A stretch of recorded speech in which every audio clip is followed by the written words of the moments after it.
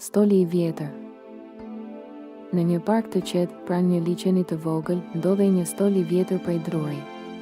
Nuk ishte i veçantë në pamje, por kishte diçka magjike. Çdo pasdite, një burr i moshuar ulej aty me një libër në dorë dhe një karrige të zbrazët përballë.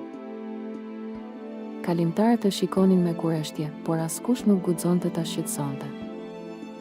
Një ditë, një vajzë e vogël iu afrua dhe i tha: "Pse lexon vetëm?"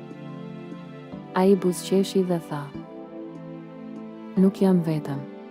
Po lexoj për dikë që nuk është më këtu, por jeton në kujtimet e mia." Vajza u ul pranë tij dhe ai nisi të lexojë me zë të lartë, një përrallë përmirësi, humbje dhe dashuri. Që nga ajo ditë, ajo kthehej çdo javë. Herë me motrën, herë me shokët. Stoli nuk ishte më bosh.